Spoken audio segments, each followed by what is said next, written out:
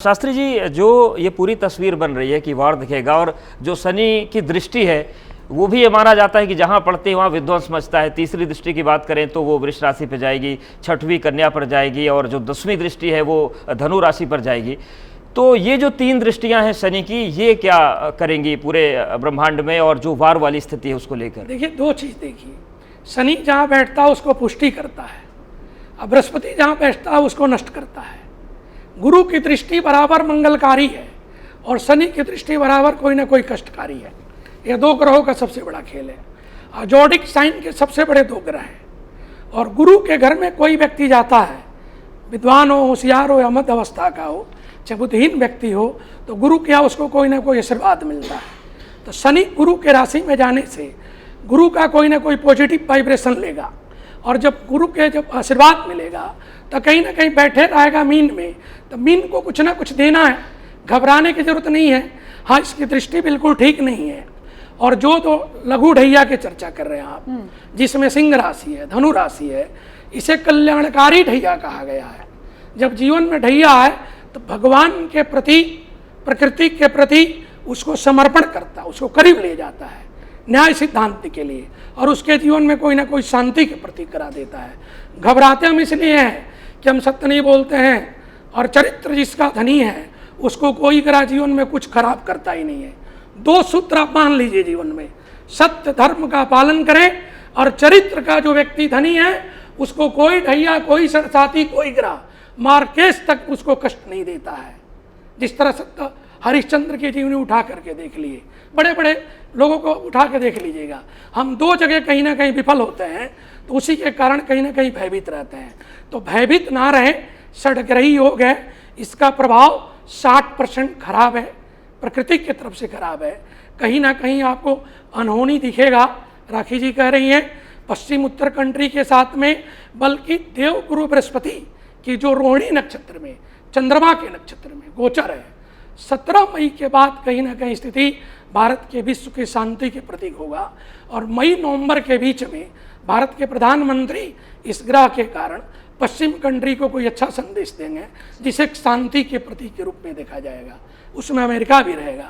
और जो मंगल का वर्ष है, जो मंगल हम चर्चा कर रहे हैं कि सूर्य राजा है, सूर्य मंत्री है, मंगल का नंबर है, तो दोनों मित्र है, सूर्य के मित्र मंगल है, तो जमीन से, प्रॉपर्टी से बेनिफिट मिलेगा। या जो लोग बनाते हैं हथियार, शस्त्र, उनको भी बेनिफिट मिलेगा, बड़े पैसे लोग कमाएंगे। शेयर बाजार में भी कहीं ना कहीं मई और नवंबर अच्छा पैसा देके जाएगा लोगों को। बल्कि एक चीज़ ध्यान रखना है कि जब ग्रह परिवर्तन करे तो कम से कम एक पक्ष 15 दिन कोई ना कोई अनहोनी जरूर करता है, किसी भी मैटर पे करे, ये योग बनता है शनि का। तो इसके लिए तो हम लोग ध्यान कर सकते हैं, बता सकते हैं। आप अपने घर में गुरुजनों को सानिध्य में आशीर्वाद प्राप्त करें और प्रातः काल उठ के रघुनाथा माता पिता गुरु नावई माता, जो अपने माता पिता गुरुजनों को प्रणाम करते हैं उनको कोई ग्रह कभी भी अनहोनी नहीं कर सकता। ठीक है शास्त्री जी, और आगे बिल्कुल आचार्य हमारे साथ मौजूद हैं कि 2016 में भी इस तरीके की स्थिति बनी थी और तब नोटबंदी वाला फैसला हुआ था। मैं आपको बताती हूँ जरा, शनि ने जब जब इस तरीके का महासंयोग बनाया है, राशि परिवर्तन किया है, तो फिर दुनिया पर किस तरीके का प्रभाव पड़ा है, किस तरीके के नुकसान भी कई बार दुनिया को उठाने पड़े हैं। 1962, 1972, 2001, 2016 और 2020 में इस तरीके का खतरनाक योग बना था। और उस वक्त क्या कुछ हुआ था ये बताते हैं अब आपको विस्तार से। साल था 1962 और 1962 में आपको ध्यान होगा भारत और चीन के बीच युद्ध हुआ। 1972 में भी इसी तरीके का संयोग बना। तब महाराष्ट्र में भयंकर सूखा पड़ा था और करीब 2.5 करोड़ की आबादी उससे प्रभावित हुई थी। इसके अलावा भारत के पूर्वोत्तर हिस्से में सबसे ज्यादा बारिश उसी साल हुई थी, बाढ़ आई थी वहां पर। और इसके अलावा दुनिया की अगर बात की जाए तो जर्मनी के म्यूनिक में ओलंपिक खेलों में एक नरसंहार हुआ था। आतंकियों ने 11 इजरायली एथलीट्स की हत्या कर दी थी। फिर साल 2001 की अगर बात की जाए तब भी इसी तरीके का संयोग बना था। गुजरात के भुज में वो भूकंप आया था जिसने पूरे भारत को हिलाकर रख दिया था, भारी नुकसान हुआ था। फिर बात साल 2016 की, जिसका भी यहां पर जिक्र भी हुआ, नोटबंदी वाला फैसला तब सरकार ने लिया था। और साल 2020 की अगर बात की जाए तो वो कोरोना महामारी ने पूरी दुनिया को अपनी चपेट में लिया था। तो इसीलिए तो डर इस बार बड़ा सा है। ज्योतिषाचार्य राज मिश्रा जी, इस बार भी किसी तरीके की कोई महामारी का डर जिसको लेकर आगाह होने की जरूरत है? देखिए, क्योंकि मीन राशि एक जल तत्व राशि है और ज्योतिष में द्वादश भाव को कहीं ना कहीं हॉस्पिटल का भाव कहा गया है। अच्छा, द्वादश भाव को हॉस्पिटल का भाव कहा गया है, द्वादश भाव को कोर्ट कचहरी का भाव कहा गया है, द्वादश भाव को निद्रा का भाव कहा गया है। मैं एक बार बड़ा क्लियर कह रहा हूं, अगर उठा करके देख लीजिएगा, अगर कोई डाटा कलेक्ट कर सके, मीन में शनि के जाने के बाद जो 2.5 वर्ष का करीब 2027 तक रहने वाले हैं, 4 जून तक मीन राशि में रहेंगे। 2027 4 जून को मेष राशि में प्रवेश करेंगे 2027 में। इस समय तक अगर उठा करके देखेंगे तो नींद की जो दवाइयां हैं वो सबसे अधिक बिकने वाली हैं।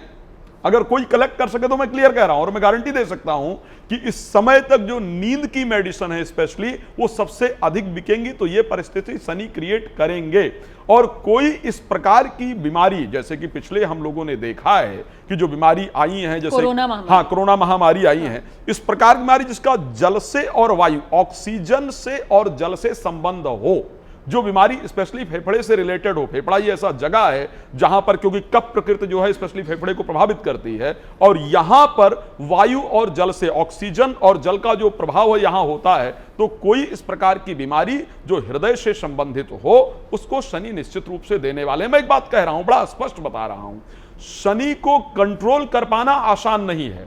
शनि जब रोहिणी नक्षत्र के अंतर्गत प्रवेश कर रहे हैं, सतयुग की बात कर रहा हूं, उस समय जब महाराज दशरथ को यह पता चला कि शनि सकट भेद के अंतर्गत रोहिणी नक्षत्र में प्रवेश करेंगे, तो उन्होंने महाराज वशिष्ठ से चर्चा किया कि क्या करना चाहिए। 12 वर्ष के लिए क्लियर हुआ कि 12 वर्ष के लिए धरती पर अकाल पड़ जाएगा, सूखा पड़ जाएगा, परिस्थिति खराब होगी। बोले क्या करें? वशिष्ठ जी ने सीधे हाथ खड़ा किया, बोले अगर ब्रह्मा भी चाहें तो शनि के प्रभाव को कम नहीं कर सकते हैं। ये महाराज वशिष्ठ का था और मैं उसका प्रमाण दे सकता हूं, मेरे पास लिखित में यहां प्रमाण है। उन्होंने कहा नहीं कर सकते। बोले फिर क्या किया जाए? अब वो अपने दिव्य अस्त्र पर सवार हुए और बोले मैं शनि को प्रवेश ही नहीं करने दूंगा, और अपने दिव्य अस्त्रों से चढ़ करके युद्ध के लिए गए। महाराज दशरथ साधारण नहीं थे, इंद्र उनके लिए आधा आसन छोड़ दिया करते थे। गए, जब बाण को निकाला, अपने दिव्य अस्त्र को निकाल करके ताना, तो शनि ने कहा मैं आपके प्रभाव से, आपके बल से प्रसन्न हूं, मुझे परास्त करना आसान नहीं है। महाराज दशरथ मांगो आखिर क्या चाहिए? तो महाराज दशरथ ने वास्तविकता में उनकी स्तुति की है। दशरथ कृत जो शनि स्तोत्र है वो सभी लोग जानते हैं। लेकिन उसके बाद भी जब शनि से वापस जब आ रहे थे तो शनि की जो आंख थी, शनि की आंख जनरली हमेशा ढकी हुई रहती है। एक चीज और देखिएगा, मीन राशि के सबसे अधिक लोग मिलेंगे जो दाढ़ी बढ़ाए हुए मिलेंगे आपको। शनि का एक स्वरूप है, शनि का स्वरूप है दाढ़ी बढ़ाने वाला, और जो सबसे अधिक मोटापा कम होने वाला है वो मीन राशि के लोगों का होने वाला है। तो जब शनि की जो नीचे की पुतली, शनि की जो नेत्र है वो हमेशा ढका हुआ रहता है, नीचे से हल्का सा उनकी दृष्टि दिखती है। महाराज दशरथ अपने रथ को लेकर के आ रहे थे और वो दृष्टि बाकायदा महाराज दशरथ पर पड़ी। महाराज दशरथ का रथ जलकर नष्ट हो गया तुरंत ही, इतने स्तोत्र के बाद भी। तब महाराज जटायु ने उठा करके उनको अपने पंख में बचाया, छुपाया। इसी कारण से जटायु को अपना मित्र महाराज दशरथ मानते थे, और भगवान राम जब लंका जा रहे थे तो जटायु को अपना पिता जैसा कह करके संबोधित करते हैं। तो शनि के प्रभाव से बचना सबके लिए आसान नहीं होता है। आसान तरीका यही है, वो किसी ने कहा था ना, कायदे में रहेंगे तो फायदे में रहेंगे। तो वो वाली परिस्थिति रहने वाली है भाई। अगर आप लोग नियम से चलेंगे, कायदे में रहेंगे तो फायदे में रहेंगे, अन्यथा परेशान होंगे। बिल्कुल।